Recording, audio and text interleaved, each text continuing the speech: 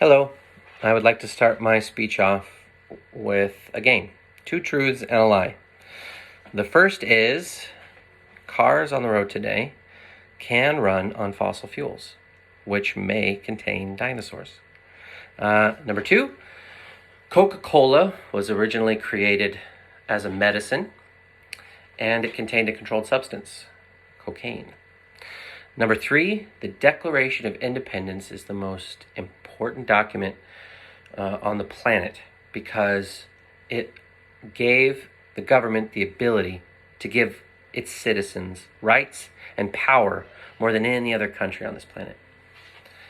So C is the lie. It's an opinion statement. How do you prove it's the most important document on the planet? I wanted to present that as one way to recognize fake news. In a time when we are inundated with information, I want to give you guys a couple ways to recognize fake news and some ways to combat it. Okay, so first, emotional statements. I want to play you guys a video. Quiet. Mr. President-elect, Go ahead. Can you say She's asking categorically, a question. Mr. Don't be President-elect, can you give us a question? Don't be You're rude. attacking us. Can you give us a question? Don't be rude. Can you No, give I'm us not a going to give you question? a question. I'm not going to give you a question. Can you state categorically? You are fake news. Sir, Go ahead. can you state categorically that nobody... No, Mr. President-elect, that's not... Okay, that was uncomfortable.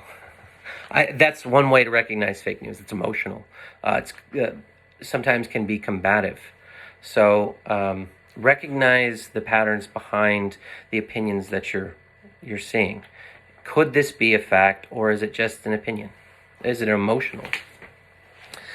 In a documentary titled "The Social Dilemma" by director Jeff Orlowski, released this year in 2020 in September. Social media experts come forward and talk about how social media is created. It uses algorithms to feed us information based off of our search history and how long we spend on a page. And social media was created to be addictive. We are coming back for more, and it's like a cigarette.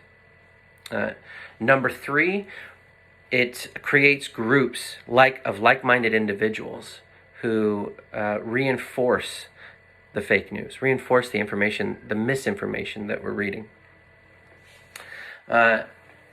Next, another way to recognize fake news, I got to read this article. The title of this article is Detecting Fake News over online social media via domain reputations and content, written by Quan Zhu in February of this year. He shows data as a way to recognize fake news. Content on social media characterized as fake news is often published by anonymous sources. That's one way. They're anonymous. They don't have the author on the front page. Number two, the anonymous sources producing content use keywords to create the content for what people are always searching for. Trump, Benghazi, Clinton, Pizzagate, a million different titles that are clickbait. You want to read it because of the title. Number three, sources of fake news tend to be removed by the owner after a short period of time. Established producers of content like CNN will have that information available for a very long time. Anonymous sources will delete it once they've accomplished their mission. Okay, that's some ways to recognize fake news. Let's talk about combating it. The Social Dilemma offers some options to reduce the risk of ingesting fake news. One is to reduce the time you spend on social media. That one's tough. Number two, search for opposing viewpoints.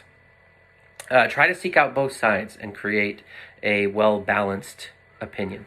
Number three, hold creators of fake news accountable.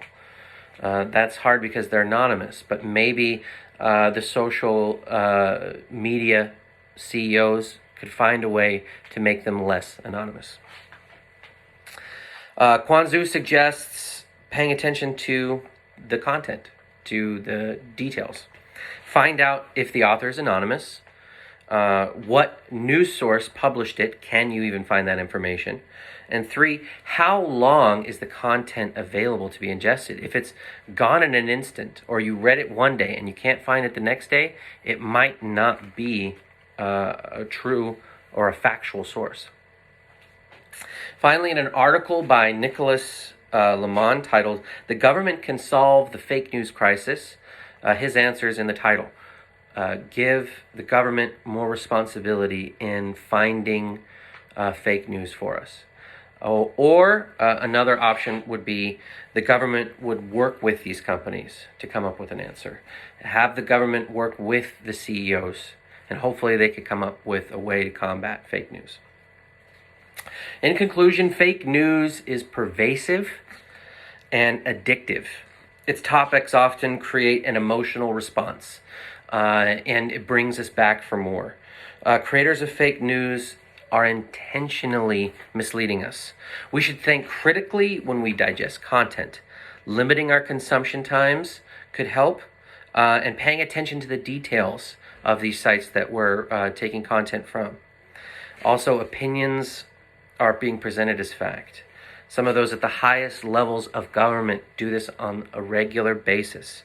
So paying attention to opinion statements and the emotion behind them, and how misleading they can be, could help us form our own. Thank you.